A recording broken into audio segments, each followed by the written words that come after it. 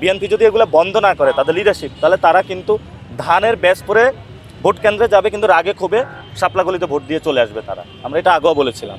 কেন তারা দিয়ে আসবে? দেখছে যে দলটা আছে, আপনি 15টা বছর জেল খাটলেন, মামলা খাটলেন, যারা মামলা খাটছে তারা অনেক জায়গায় নমিনেশন পায় নাই, হুট করে উড়ে এসে জুড়ে বসে বসে দ্বৈত নাগরিক যারা বিদেশে ছিল লিয়াজু করে, এবং যারা হলো ঋণ খেলাপি আওয়ামী লীগের সাথে লিয়াজু করে ব্যবসা করেছিল, ওদেরকে আপনি নমিনেশন দিয়েছেন।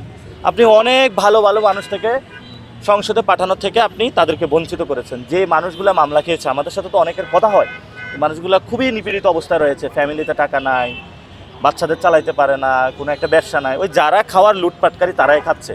তো আমরা এই সব পরিবর্তন এই জায়গাটা করতে চাই। আমরা বিএনপির যারা নেতাকর্মী সাপোর্টার রয়েছে, আমরা বলবো প্লিজ আপনারাও দুর্নীতির বিরুদ্ধে দাঁড়ান, চাঁদাবাজি সন্ত্রাসীর বিরুদ্ধে দাঁড়ান, তাহলে আপনি আপনার অধিকারটা বুঝে পাবেন। ইনশাল্লাহ আগামী ইলেকশনে আপনি চাঁদাবাজদের বিরুদ্ধে যদি এবার দাঁড়ান, ঋণ খেলাপিদের বিরুদ্ধে দাঁড়ান, দ্বৈত নাগরিকদের যারা গুন্ডামি মাস্তানি করতেছে আর যারা গুন্ডা মাস্তান এগুলো করতেছে তাদের বিরুদ্ধে দাঁড়ান, যদি আমরা বাংলাদেশ থেকে এদেরকে খেদাইতে পারি, এদেরকে বাদ দিতে পারি, তাহলে না ভালো মানুষ হলো নমিনেশন। তো আমাদের শেখ হাসিনার পরে আরেকটা বড় লড়াই এখন চলে আসছে, দুর্নীতি, সন্ত্রাসী এবং চাঁদাবাজের বিরুদ্ধে লড়াই।